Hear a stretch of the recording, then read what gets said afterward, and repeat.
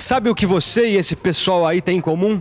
Bem, é claro que vocês têm muita coisa em comum, mas uma delas é que vocês precisam conhecer muito bem os elementos de máquinas. E é claro, uma hora ou outra, vocês precisam encarar o assunto da nossa teleaula de hoje: os tipos e cálculos de rebitagem. Vamos nessa? Você vai ver quais são os principais tipos de rebitagem, incluindo a rebitagem de recobrimento simples e a de recobrimento duplo.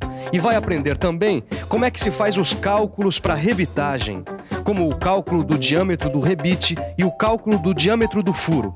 E vai conhecer ainda os principais defeitos de rebitagem, assim como o jeito certo de eliminar esses defeitos. Olha, o pessoal dessa turma aí já tá mandando ver em matéria de rebitagem.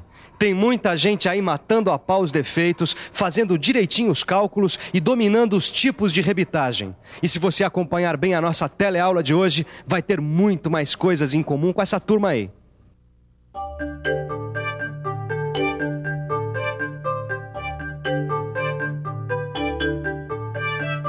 Ufa, acabou o nosso dia. Agora a galera vai pra casa, descansar, ver uma televisão e eu vou continuar trabalhando. Ué, e por que você não vai pra casa, Tito?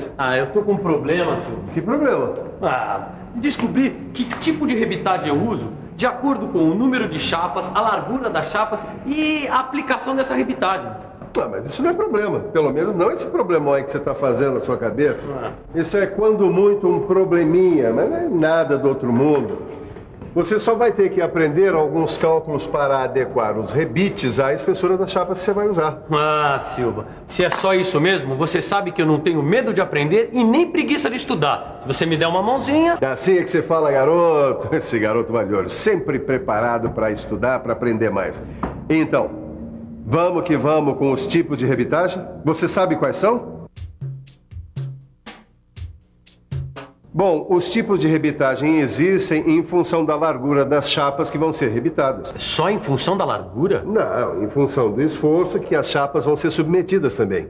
É assim que a gente sabe se a rebitagem vai ser de recobrimento simples ou de recobrimento duplo. Me diz aí como é que é cada uma dessas rebitagens. Vamos lá. Olha, veja aí o primeiro tipo, a rebitagem de recobrimento. Nessa rebitagem, as chapas são apenas sobrepostas e rebitadas, compreende?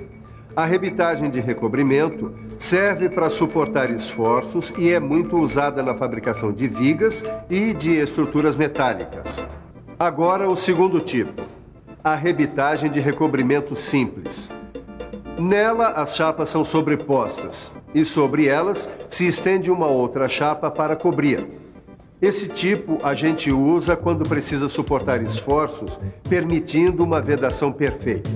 Por isso, a rebitagem de recobrimento simples é muito usada na construção de caldeiras a vapor e recipientes de ar comprimido. E tá aí o terceiro tipo, a rebitagem de recobrimento duplo. Aqui as chapas são sobrepostas e envolvidas por duas outras chapas que recobrem os dois lados. A rebitagem de recobrimento duplo é usada para garantir uma vedação perfeita. O pessoal que produz chaminés ou lampiões usa muito esse tipo de rebitagem.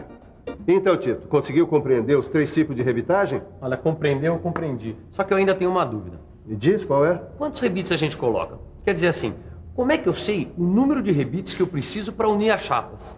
Pergunta inteligente. Bom, nesse caso, a gente vai depender da largura das chapas que recobrem a junta. Aí, então, a gente vai precisar de uma, duas ou mais fileiras de rebite. Deixa eu te mostrar uma coisa que eu tenho aqui. Olha, aqui vai uma coluna de rebites. Aqui vão duas colunas com os rebites distribuídos alternadamente. Aqui nessa outra vão 4 colunas. Né? Se nós formos ver de perfil, fica assim, ó. Tá legal. Mas como é que a gente distribui os rebites aí? Quantos rebites a gente põe? Nesse caso, a gente tem que saber o comprimento da chapa. Depois, a distância entre a borda e o rebite mais próximo. Tem que saber também o diâmetro do rebite. É claro, e o passo. O passo? É, o passo. Tá por dentro?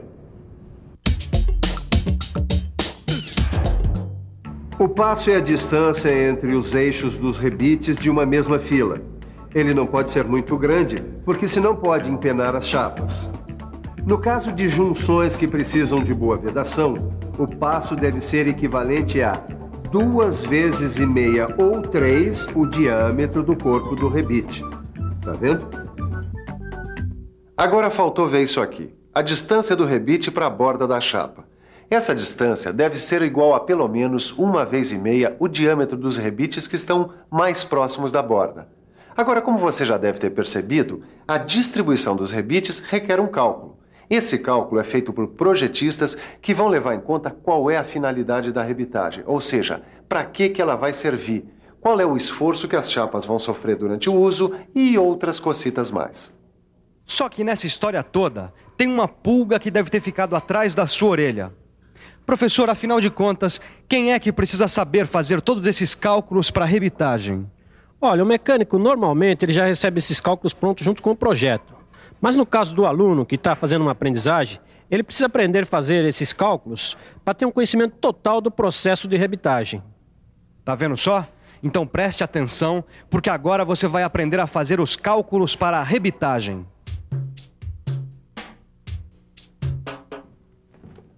Bom, antes de aprender o cálculo em si, pense nisso. Para rebitar, a gente precisa escolher o rebite certo em função da espessura das chapas que vão ser rebitadas, em função do diâmetro do furo e em função do comprimento excedente do rebite que vai formar a segunda cabeça. Tendo tudo isso aí na sua cabecinha, aí sim, nós vamos fazer os cálculos que você vai aprender agora, com o cálculo do diâmetro do rebite. Tá legal? Então, a fórmula é D igual a 1,5 vezes a menor espessura, que é de 4 milímetros aqui no nosso caso. Então fica D igual a 1,5 vezes 4 milímetros. Isso vai dar 6 milímetros. Daí o diâmetro que esse rebite precisa ter. Poxa, com essa fórmula fica fácil de achar o diâmetro do rebite. Agora vamos ver como é que faz o cálculo do diâmetro do furo. Vamos nessa? Mestre Silva, como é que eu faço para descobrir o diâmetro do furo do rebite? É fácil. É só você multiplicar o diâmetro do rebite por uma constante, cujo valor é 1,06. Quer ver? A fórmula fica assim. O diâmetro do furo, que a gente representa com o D minúsculo junto ao F maiúsculo, é igual ao diâmetro do rebite, que a gente representa com o mesmo D com um R maiúsculo, vezes 1,06, que é a constante, o valor pré-determinado. Ah, agora sim! Agora deu para entender. Só tá faltando uma coisa, Silva. Me mostra um exemplo. Ah, tá legal. Vamos lá o exemplo para o nosso amigo Tito.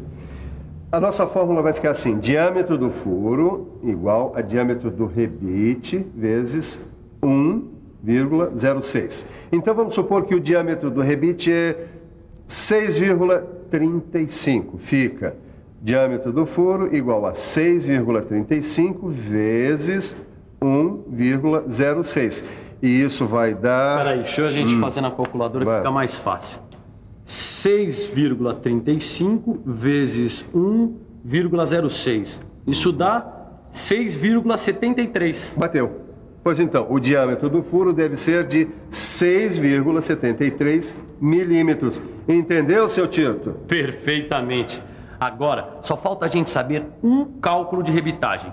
O cálculo do comprimento útil do rebite. Vamos nessa?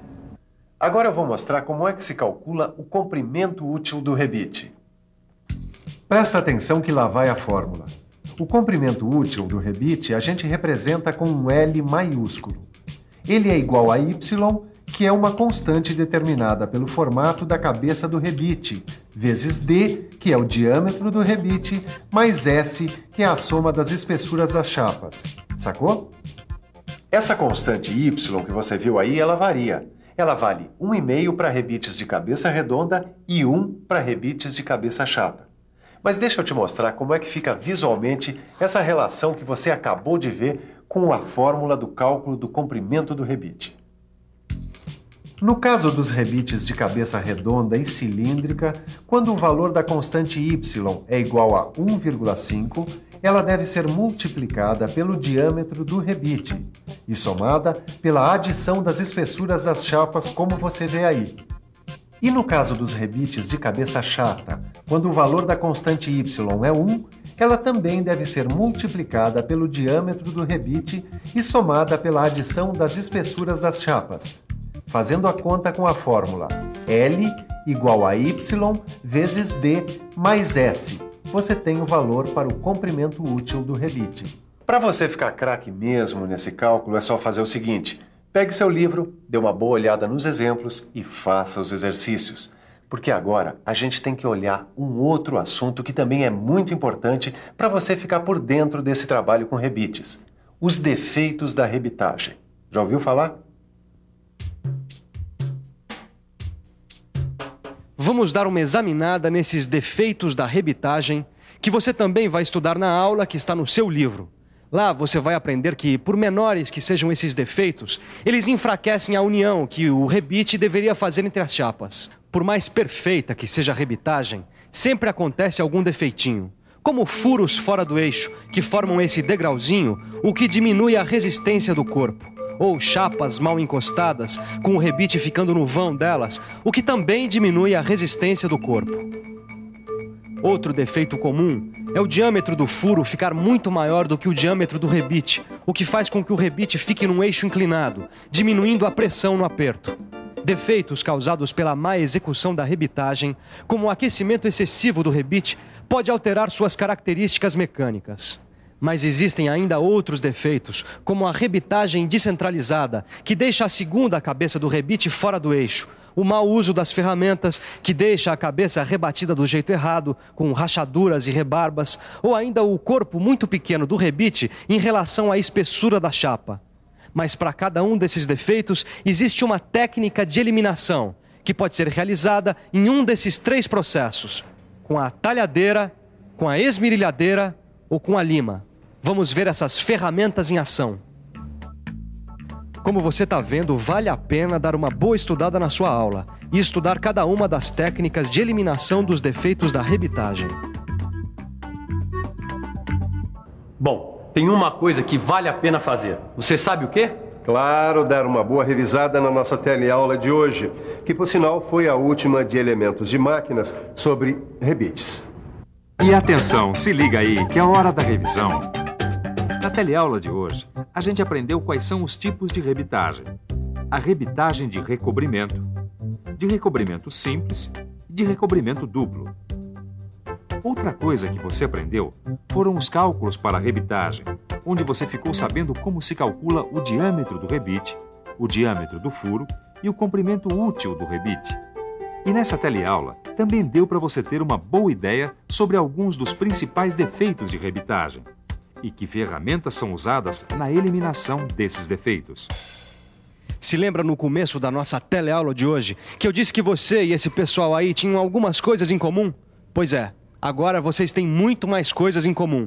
Mas não tá na hora de relaxar não, hein? Você sabe muito bem que é só pegando firme no livro, estudando e fazendo os exercícios que você vai fixar os conceitos que aprendeu. Por isso, mãos à obra e até a próxima!